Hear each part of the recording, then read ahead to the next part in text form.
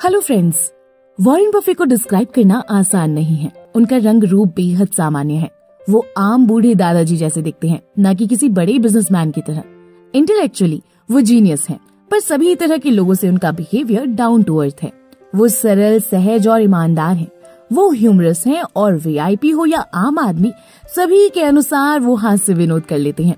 वो इंटेलिजेंस और रैशनैलिटी की रिस्पेक्ट करते हैं और बेवकूफी से घृणा करते हैं। वे सरलता को अपनाते हैं और जटिलताओं से दूर रहने की कोशिश करते हैं। उनकी कंपनी बर्कशायर की एनुअल रिपोर्ट्स पढ़ने वाले सरप्राइज हो जाते हैं कि वो कितनी सहजता से उनमें Bible, economist John Maynard Keynes और कॉमेडियन मा वेस्ट के एग्जाम्पल का इस्तेमाल कर लेते हैं। बर्कशायर की एनुअल रिपोर्ट्स शेयर मार्केट की बाइबल की तरह है। 60-70 पन्नों की हर एक रिपोर्ट में केवल रिटन इन्फॉर्मेशन ही होती है। कोई ग्राफिक्स या चार्ट नहीं होते हैं।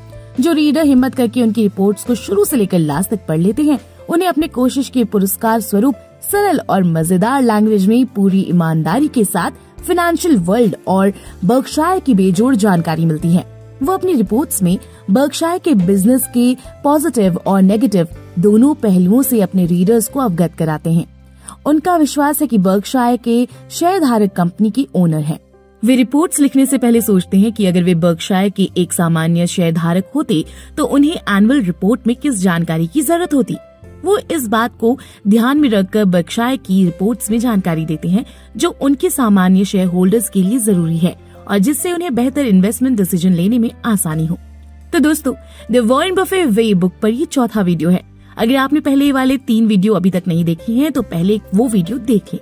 उनका लिंक इस वीडियो के डिस्क्रिप्शन में है। साथ ही अगर आप शेयर मार्केट में पैसा इन्वेस्ट करना चाहते हैं और अभी तक आपके पास डीमैट अकाउंट नहीं है या बहुत ज्यादा ब्रोकरेज से परेशान है, तो देश के सबसे अच्छे, बड़ी और भरोसेमंद ब्रोकरेज फर्म ज़ेरोधा और अपस्टॉक्स का लिंक इस वीडियो के डिस्क्रिप्शन में है। आज ही अपना डीमैट अकाउंट ओपन करिए, जहां पर आपका ब्रोकरेज कुछ भी नहीं लगेगा और ब्रोकरेज लगेगा भी तो केवल इंट्राडे ट्रेड में, वो भी मैक्सिमम 20 रुपए। इतनी चीपेस्ट ब्रोकरेज रेट और सेफ्टी कहीं नहीं मिलेगी। तो चलिए शुरू करते हैं। बर्कशायर कंपनी का ओरिजिनल नाम बर्कशायर कॉटन मैन्युफैक्चरिंग है, जिसका इनकॉर्पोरेशन 1889 में हुआ था। टाइम के साथ बर्कशायर ने कई कपड़ा मिल खरीदी और न्यू इंग्लैंड की सबसे बड़ी इंडस्ट्रियल कंपनीज में से एक बन गई। 1955 में बर्कशायर का हैथवे मैन्युफैक्चरिंग में मर्जर हो गया, जिसके कारण नई कंपनी का नाम बर्कशायर हैथवे रखा गया। अनफॉर्चुनेटली मर्जर के बाद कंपनी का परफॉर्मेंस खराब हो गया। 10 से भी कम सालों में शेयर होल्डर्स की इक्विटी आधी हो गई और ऑपरेटिंग लॉसेस $10 मिलियन से भी अधिक हो गई। अगले 20 सालों तक बफे इस ग्रुप के मैनेजर केन चेस के साथ न्यू इंग्लैंड के कपड़ों की मिलों को फायदे में लाने की कोशिश करते रहे, लेकिन ये पॉसिबल नहीं हो सका। इसके रिजल्ट बेहद निराशाजनक थे। इक्विटी पर रिटर्न डबल डिजिट तक लाने के लिए बहुत स्ट्रगल करना पड़ा। 1980 तक बफे को ये समझ आने लगा कि टेक्सटाइल बिजनेस से अधिक प्रॉफिट नहीं कमाया जा सकता। कपड़ा व्यापारिक वस्तुओं यानी कमोडिटी की कैटेगरी में आता है। इसका मतलब ये हुआ कि एक मैन्युफैक्चरर के माल को उसके कॉम्पिटिटर के माल से अंतर कर पाना मुश्किल काम है। कम लेबर कॉस्ट वाले फॉरेन कॉम्पिटिटर के कारण बर्कशायर का प्रॉफिट कम हो रहा था।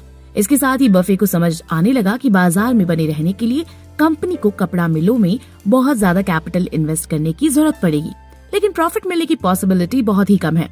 बफे को अब कोई बड़ा डिसीजन लेना था। अगर वो कपड़ा मिलों में कैपिटल इन्वेस्ट करती तो बर्कशायर के प्रॉफिट में काफी कमी आ जाती, और अगर वो इन्वेस्ट नहीं करती तो बर्कशायर की कपड़ा मिलें घरेलू कपड़ा मैन्युफैक्चरर्स के सामने टिक नहीं पाती। इसके अलावा फॉरेन कॉम्पिटिटर्स कंपनीज की कम कॉस्ट पर प्रोडक्शन का उनके पास कोई तोड़ नहीं था। बर्कशायर द्वारा कैपिटल इन्वेस्ट करने या नहीं करने से कोई फर्क नहीं पड़ने वाला था, क्योंकि सस्ते लेबर्स के कारण कंपटीशन में फॉरेन कंपनीज को फायदा मिलना तय था। जुलाई 1985 में बफे ने इस कपड़े मैन्युफैक्चरर ग्रुप को पूरी तरह से बंद कर दिया। इस प्रकार 100 साल पहले शुरू हुए बिजनेस का अंत हो गया। बर्कशायर कपड़ा मैन्युफैक्चरर ग्रुप के बुरे एक्सपीरियंस के 2 इम्पोर्टेंट रिजल्ट हुए। पहला, बफे ने सबक सीखा कि किसी कंपनी के मूल बिजनेस को पुनर्जीवित करने की कोशिश हमेशा सफल नहीं होती। दूसरा, कपड़ा मैन्युफैक्चरर ग्रुप द्वारा शुरू के सालों में कमाए गए प्रॉफिट से बर्कशायर ने एक इंश्योरेंस कंपनी को खरीद लिया, जो आगे चलकर एक सफल इन्वेस्टमेंट साबित हुई। मार्च 1967 में बर्कशायर हैथवे ने $8.6 मिलियन देकर 2 इंश्योरेंस कंपनीज को खरीदा, जिनकी हेड ऑफिस ओमाहा में थे। ये कंपनीज थी नेशनल इंडेमनिटी कंपनी और national fire and marine insurance company. यह बर्कशायर हैथवे की शानदार सक्सेस की शुरुआत थी। इस ग्रेट सक्सेस को समझने के लिए एक इंश्योरेंस कंपनी की ओनरशिप से होने वाले प्रॉफिट को समझना होगा। इंश्योरेंस कंपनीज में इन्वेस्ट कभी कभी बेनिफिशियल होता है, कभी कभी नहीं होता है, तो भी इंश्योरेंस कंपनीज इन्वेस्टमेंट करने का एक बेहतरीन मीडियम होती हैं। ऐसा इसलिए होता है क्योंकि इंश्योरेंस कंपनीज के पॉलिसी धारक अपनी इंश्योरेंस इंस्टॉलमेंट देकर कंपनी में लिक्विडिटी की लगातार सप्लाई को बनाए रखते हैं। इंश्योरेंस कंपनीज इस कैश को पॉलिसी धारक द्वारा दावा किए जाने तक इन्वेस्ट करके रखती हैं। कंपनीज लिक्विड सिक्योरिटीज में इन्वेस्ट करती हैं, जिनमें short term fixed income securities, long dated bonds और शेयर मार्केट प्रमुख होते हैं। तो वॉरेन बफे ने इन दो कंपनीज को खरीदकर न केवल दो हेल्थी कंपनीज बल्कि इन्वेस्टमेंट्स का मैनेजमेंट करने के स्ट्रॉन्ग रिसोर्सेज का भी एक्विजिशन किया। सन 1967 में दोनों कंपनीज का पोर्टफोलियो $24.7 मिलियन से ज्यादा था और शेयर्स का पोर्टफोलियो $7.2 मिलियन था। अगले 2 सालों में दोनों कंपनीज का ज्वाइंट पोर्टफोलियो मिलाकर $42 मिलियन हो गया। ये बफे जैसे अनुभवी इन्वेस्टर्स के लिए इन्वेस्टमेंट मैनेजमेंट की अप्रोच से एक बहुत ही अच्छा पोर्टफोलियो था।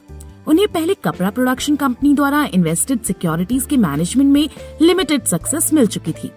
जब 1965 में बफे ने बर्कशायर पर कंट्रोल हासिल किया, तब कंपनी के पास $2.9 मिलियन वैल्यू की मार्केटेबल सिक्योरिटीज थी। 1 साल के भीतर ही बफे ने इस सिक्योरिटी को बढ़ाकर $5.4 मिलियन तक पहुंचा दिया। 1967 में इन्वेस्ट के इस मीडियम से कंपनी को अपनी कपड़ा प्रोडक्शन बिजनेस से 3 गुना अधिक कमाई हुई, जबकि टेक्सटाइल प्रोडक्शन डिपार्टमेंट का कुल इक्विटी में हिस्सा सामान्य शेयरों के पोर्टफोलियो के वैल्यू से 10 गुना अधिक था। अक्सर कहा जाता है कि जब बफे ने टेक्सटाइल बिजनेस को बंद करके इंश्योरेंस बिजनेस में कदम रखा, तो असल में उन्होंने बस एक व्यापारिक वस्तु यानी कि कमोडिटी से दूसरी को बदल दिया। कपड़े की तरह ही इंश्योरेंस भी एक ऐसा प्रोडक्ट है जिसमें आपस में राइवल्स के प्रोडक्ट्स के बीच अंतर कर पाना मुश्किल है। इंश्योरेंस प्रोडक्ट्स में कोई स्पेसिफिक गुण नहीं होता, जैसे कि ट्रेडमार्क, पेटेंट, स्थान की विशेषता और कच्चा माल, जिससे बाजार में मौजूद दूसरी कंपनीज के प्रोडक्ट से अंतर किया जा सके। इंश्योरेंस बिजनेस का लाइसेंस लेना भी आसान है और इंश्योरेंस की रेट्स भी आम है। किसी भी इंश्योरेंस कंपनी की सबसे स्पेसिफिक क्वालिटीज में एक होती है उसके एम्प्लॉयज की मेहनत। कंपनी के मैनेजर्स और एम्प्लॉयज द्वारा किए गए हार्डवर्क का किसी भी इंश्योरेंस कंपनी पर सीधा असर पड़ता है। 2 इंश्योरेंस कंपनीज को खरीदने के बाद बफे ने कई और इंश्योरेंस कंपनीज को खरीदकर बर्कशायर के इंश्योरेंस बिजनेस को आगे बढ़ाया। इनमें से एक है GEICO, जिसके बारे में अब कई लोग जानते हैं। 1991 तक बर्कशायर हैथवे के पास GEICO के लगभग आधे बकाया शेयर्स की ओनरशिप थी। अगले 3 साल तक GEICO के प्रॉफिट्स में ग्रोथ होती रही, साथ ही बफे का उसमें हिस्सा भी बढ़ता रहा। 1994 में बर्कशायर ने बताया कि उसके पास कंपनी के 51% शेयर्स का ओनरशिप है। इसके साथ ही GEICO के बर्कशायर में मर्जर पर सीरियस डिस्कशन शुरू हुई। 2 साल बाद बफे ने $2.3 बिलियन देकर GEICO को खरीद लिया। बफे यही नहीं रुके। 1998 में उन्होंने रे इंश्योरेंस करने वाली कंपनी जनरल रे का एक्विजिशन किया, लेकिन वॉरेन बफे के अनुसार इन सबसे भी बड़ा इन्वेस्टमेंट था अजीत जैन को नौकरी पर रखना। बफे ने अजीत जैन को बर्कशायर हैथवे री इंश्योरेंस ग्रुप के ऑपरेशंस के लिए रखा था। 1951 में जन्मी अजीत ने IIT खड़गपुर से इंजीनियरिंग की डिग्री ली है। उसके बाद उन्होंने IBM के लिए 3 सालों तक काम करने के बाद हार्वर्ड यूनिवर्सिटी से MBA किया। वैसे तो अजीत जैन को इंश्योरेंस कारोबार का बिल्कुल भी एक्सपीरियंस नहीं था, फिर भी बफे ने जल्द ही उनके टैलेंट को पहचान लिया। 1985 से शुरू करते हुए लगभग 20 सालों में अजीत ने बर्कशायर रीइंश्योरेंस अमाउंट को $34 बिलियन की लेवल पर पहुंचा दिया। बफे कहते हैं कि अजीत ऐसे जोखिमों को भी इंश्योरेंस करने को तैयार रहते हैं जो कोई अन्य कंपनी नहीं करना चाहती और उसके पास उसके लिए इतनी कैपिटल नहीं होती। उनकी वर्किंग स्टाइल में capacity, velocity, decision making ability और सबसे इम्पोर्टेंट क्वालिटी इंटेलिजेंस का ऐसा समावेश है जो इंश्योरेंस बिजनेस में यूनिक है। बफे अजीत से लगभग हर दिन ही डिस्कशन करते हैं।